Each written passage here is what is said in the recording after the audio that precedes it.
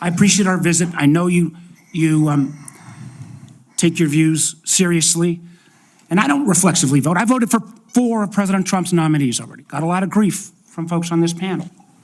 But I got to tell you, I saw an email that you put out Monday night, or your campaign did, in a fundraising email. Your presidential campaign celebrated that the freeze on all new regulations, guidance, and announcements is a way to protect unelected bureaucrats from further undermining our health freedom. Then you ask your donors to help pay for your campaign debt.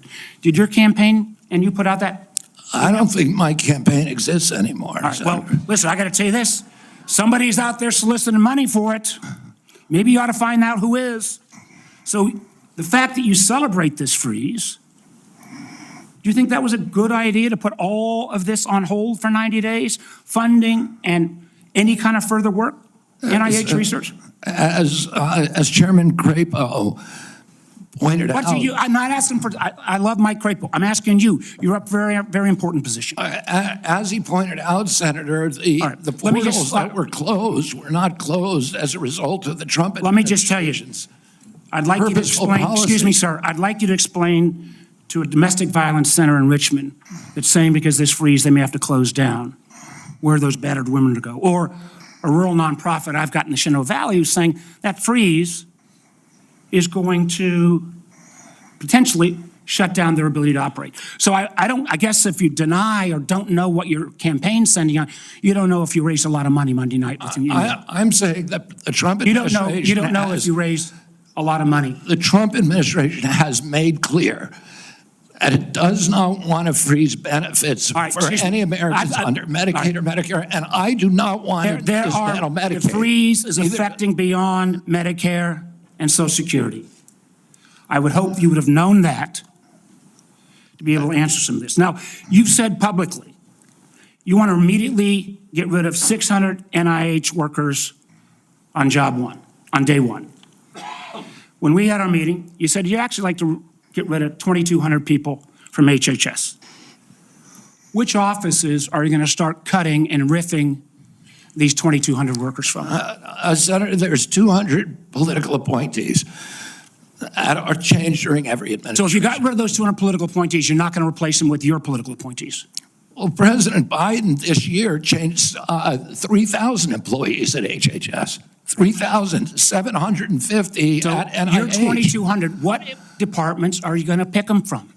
Well, the same as President Biden did when he changed 3,000 out. I'm down to a minute 30. The chairman's been generous with colleagues on both sides. I may have to go a couple minutes over, but let me just say, so let's just answer, this would be, I hope, since you're asking to become the top healthcare official in the United States in terms of HHS, huge ramifications, and part of this job is to be the senior advisor to the president on health issues. So when we're looking at this purge and we're looking at laying off workers, when we're looking at potentially the president's illegal offer to try to buy out federal employees, which I would say to any federal employees, think twice. Has this individual in his business world ever fulfilled his contracts or obligations to any workers in the past? But if you are in this position, will you pledge that you will not fire federal employees who work on food safety, work on trying to preventing things like salmonella? Senator, there are 91,000 employees. So that I take that as that's a simple yes, and I'm going to take that as a no. Run that agency I take that as a no. Will you actually? We talked about protecting Americans from cyber criminals, something we need to do a lot more on. Will you commit not to fire anyone in the health arena who currently works on protecting Americans from cyber attacks in their healthcare files? I will commit to not firing anybody who's doing their job. Based on your opinion, based upon your opinion, or your political agenda, or Mr. Trump's political agenda? Based upon my opinion. So I guess that means a lot of the folks who've had any type of views on vaccines will be out of work. Will you freeze grant funding for community health centers? Will you freeze federal funds for community health centers, the way the current administration has done? The White House has made clear and no funds are going to be denied to any American for benefits Listen, in any program. Do you know what happens at community health centers? Those are direct. Are you talking about the Indian health centers? No, I'm talking about community health centers across the country. I understand that. I mean, I strongly So you're going to support- excuse Indian health centers, which is good, but others are not. They're going to get their funds frozen. I strongly support community health centers, as does the president. He So does that not mean want- you're not going to freeze the funding that is currently frozen? The White Or House work done has freeze made it? clear that none of that funding is supposed to be frozen. Sir, the direct payments are different than how the government operates. We fund the federal government down to community health centers. As a former governor, there's lots and lots of state programs that are related to health care that come from the federal government, they come down to the state, then it goes to local programs.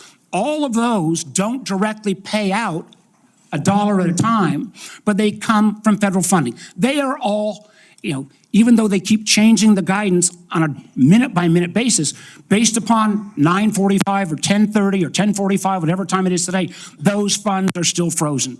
Sir, I just honestly, I want to give you a fair shot, but I don't feel like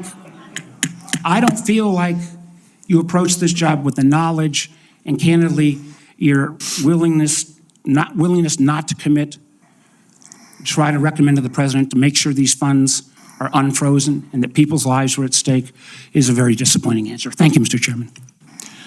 Senator Langford. Mr. Chairman, thank you. Mr. Kennedy, it's good to see you again. We had some great visits in my office. We've done some follow-up calls.